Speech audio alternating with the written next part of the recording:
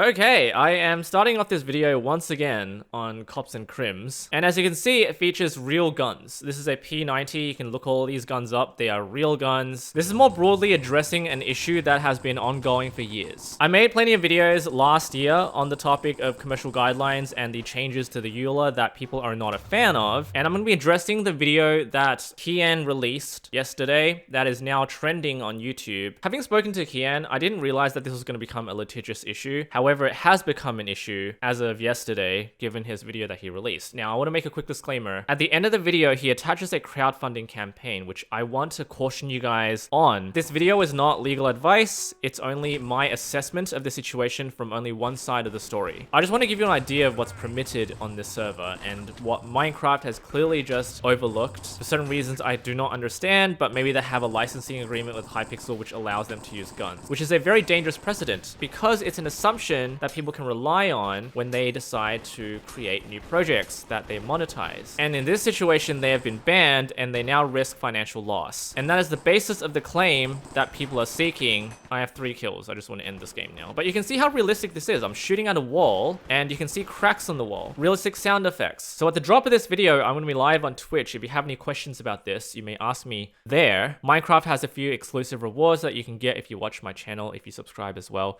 you can do so. However, we're going to be looking at this video called Suing Minecraft because they broke the law and pissed me off. I did not expect this to become a litigious issue, but it appears that it has become a litigious issue because Kian is seeking damages from Minecraft and compensation for losses. This is Minecraft, a blog game created in 2011 by Mojang, which I'm suing for breaking the law and pissing me off. But to understand why I'm doing this, we need to go back to December of 2022. And what I wanted to do was recreate an old game I used to play in 2013 called MC War that unfortunately shut down. And after months of development and growing the community that was eager to play the game on launch, we finally set the release date to the 2nd of June of 2023. And this is where everything went wrong. Because only one day after posting the release date, a tweet was posted stating that Mojang Enforcement, basically the guys that enforce the terms of service, threatened to take down a server called a GTM because a new directive from Mojang leadership had determined that guns and weapons are considered non-compliant features under the adult content requirement for commercial usage servers. I've made a couple of videos on this situation already. Mojang is set to ban adult weapons in June 2023, where I started the video in a similar fashion, playing the Hypixel Guns game, and then following up that 2 months later, have Mojang gone too far with the new user guidelines. So here is the pinned comment where Kian spoke to the unspecific terms in the EULA, which are not enforceable. I won't speak to all the changes, but what it does do is it broadens the scope of commercial guidelines and it imposes it on personal use servers. So one thing you'll note is that back in 2020, Minecraft called this the commercial use guidelines. They've now retitled it to say Minecraft usage guidelines. So things have changed since 2020 and 2023. What it really is doing is that it is imposing commercial usage guidelines across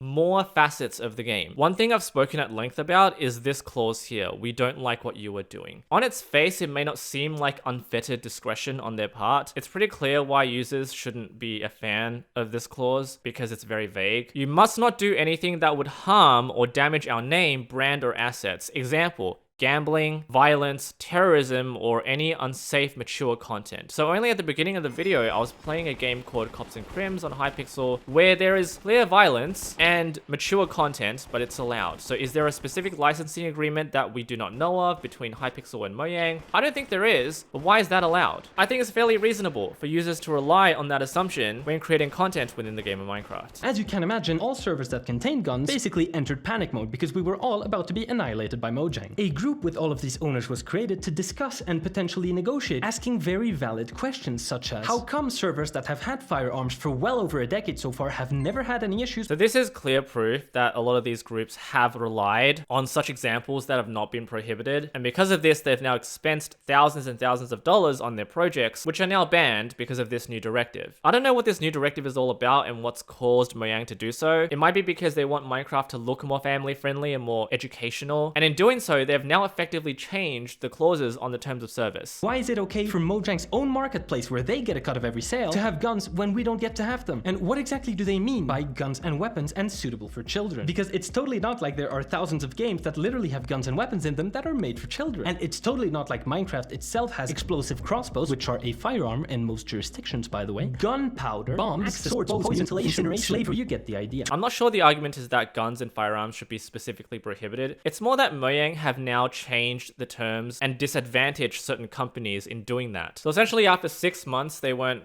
receiving any information from Mojang. 6 months is how long it took them to reply. So within that time, one of the companies received a directive or email suggesting that guns are okay if they change a few things, but this has no legal basis or standing, which means it's a very dangerous thing to rely upon. This entire fiasco started because a new directive reinterpreted adult content in the End User License Agreement, in other words EULA, to include guns and firearms and hence prohibit them. These clauses that are written in the EULA are more commonly known as a terms of service. This is a type of legally binding agreement or otherwise contract. The problem is when you sign a contract with someone, the terms are normally crystal clear and they don't change. Here, it's pretty obvious that Mojang will change these terms unilaterally without giving us proper notice. Don't count on these guidelines always being here, and it's up to you to occasionally check back if these guidelines have changed, which is bad, because what if you're doing something like, in this case, creating a guns project, and all of a sudden that being prohibited because of a change in one of the stipulations. Sweden and Europe, which Sweden is a part of, have these things called consumer protection laws and contract law that dictates how a contract is allowed to be written. Like and by looking else. just a little bit in Europe's website, you can see that contracts must be fair, transparent, and cannot have unfair terms. Okay, so this isn't exactly unusual. I'm sure this appears everywhere in most jurisdictions and not just Sweden. There's also stuff in Australia, UK, America. For example, a get-out clause such as all permissions and consents may be revoked at any time if we think that it is appropriate to do so, or we don't like what you are doing. If that doesn't sound like a get-out clause, hidden terms, one-sided change.